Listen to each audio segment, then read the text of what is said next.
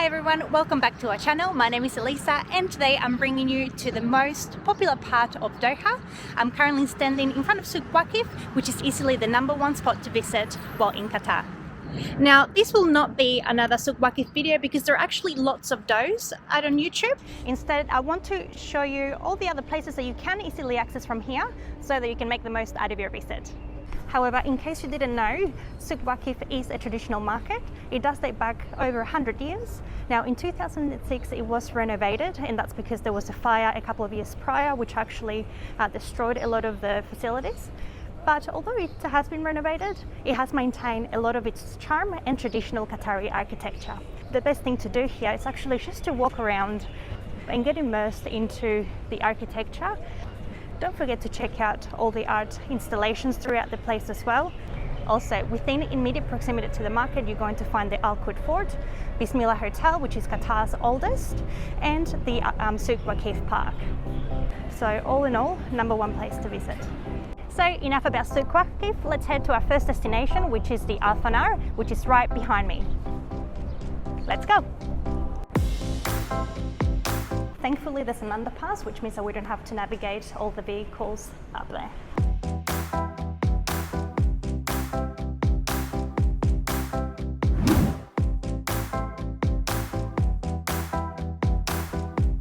I'm now standing in front of Al Fanar, which is one of Doha's most iconic buildings. Al Fanar is actually an Islamic cultural centre, and you can come here to learn all sorts of things about the Islam, and you can also take Arabic classes. So it's a fantastic place to come and immerse yourself in the culture. Here they also welcome visitors to take a tour of the building, and you can learn proper etiquette to go into the mosque. And for our next spot, I'm actually going to start heading towards the Corniche. Let's go!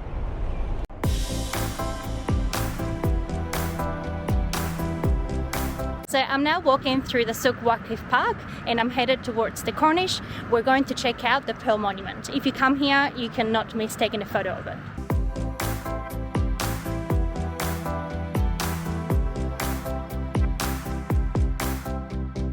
This is the famous Pearl Monument and it's located at the north end of the Corniche. It is a super popular place for photos, and it also marks the entrance to the Dhow Harbour, which is also right behind me over here.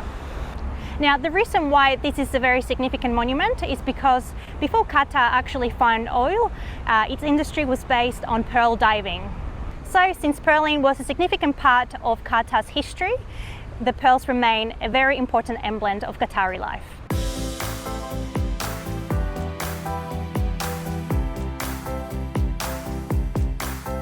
Now, our next stop next to the Pearl Monument is the Dhow Harbour. Now, dhows are actually a very important part of Qatari history.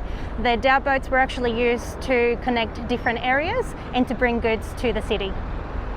These days, they're mainly used to take people out into the bay to view the Doha city skyline from the water.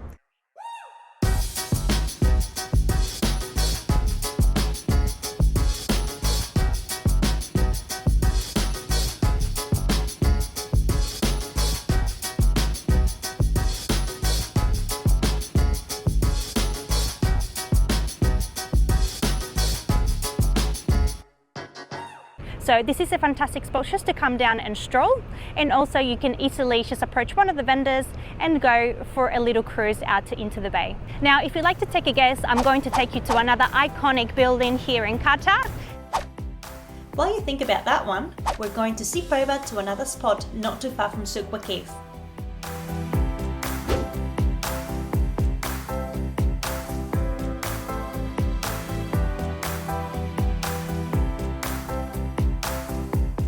So we're now at Box Park. It is actually a park that has only just recently opened, and it's a very popular spot for people to come and take photos. Now, the reason why this place is really cool to come and check out is because it is actually made of fully recycled shipping containers that have been painted in bold colours. So let's go take a little walk.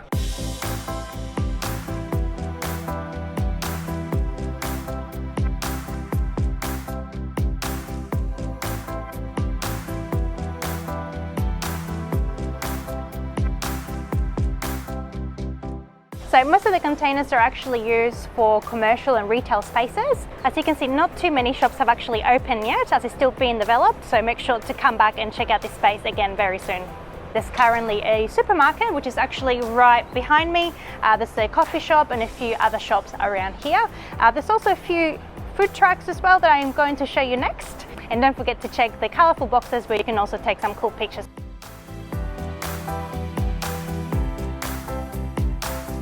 Now back to the Dhow Harbour. Now, if you'd like to take a guess, I'm going to take you to another iconic building here in Qatar.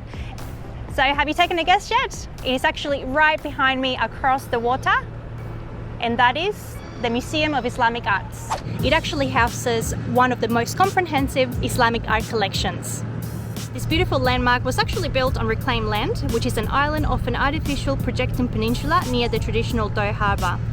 Now make sure to spend at least a couple of hours exploring this spectacular building and its collections. There's so many fantastic photo opportunities with the geometric patterns, water features and amazing panoramic views across the bay. It is free for residents, but if you are coming from overseas, you will have to pay an entrance fee to view the collections. There's also a cafe within its atrium, which although it's a little bit pricey, it is absolutely worth the experience.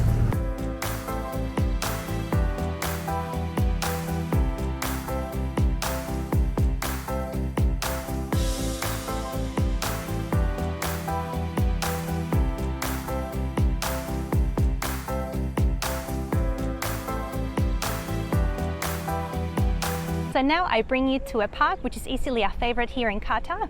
This is MIA Park or Mia Park, and it is adjacent to the Museum of Islamic Arts. Not only is this a fantastic open beautiful green space, I think it's our favorite because we can bring the kids here and there's lots of room for them to run around or to ride their bikes. You also have this fantastic view, so if you don't feel like walking or exercising, easily just take a sit in many of the places that you'll see here and just relax with this view. Not only is this park super safe, it also has a lot of food options, a lot of food trucks, so if you did forget your picnic at home, that's not a problem here. Which leads me to our next location. I'm actually going to keep walking from here to take you to another part of the park or of Doha that you cannot miss out.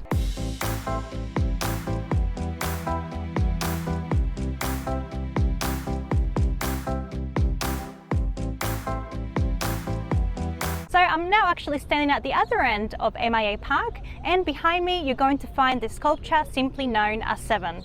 Let's check it out. This minimalistic piece of art was actually designed by American artist Richard Serra, and it stands at almost 24 meters high. Richard Serra is also the artist who designed East West, West East, which is an incredible sculpture found in Crete. This sculpture is quite simply made from 7 steel plates. The plates have been arranged in a heptagonal shape, and apparently it was inspired by a minaret in Afghanistan. As you can see, you can walk right straight through it, and as you come out onto the other side, we've got the fantastic Doha Skyline. As for the last spot in this video, I'm still located at the MIA Park, and I'm actually standing at the very far end, directly opposite to the Doha Skyline. And the reason why this one deserves a mention all of its own is because this is where I recommend that you actually finish your day. If you can be here just before sunset, you're basically going to watch the whole city lit up in front of your eyes. There are actually a couple of cafes here as well, so you can actually sit down, have a drink or a bite to eat. Just a quick note that some people do find it quite overpriced. So if you don't want to do that, you can bring your own picnic and sit on the hills.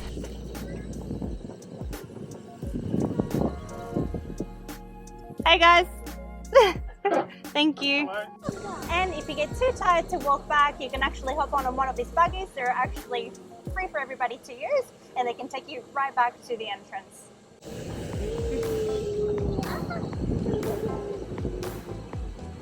So as usual, I hope that you enjoy our video today, and if you haven't yet, please subscribe, and we'll see you on the next one.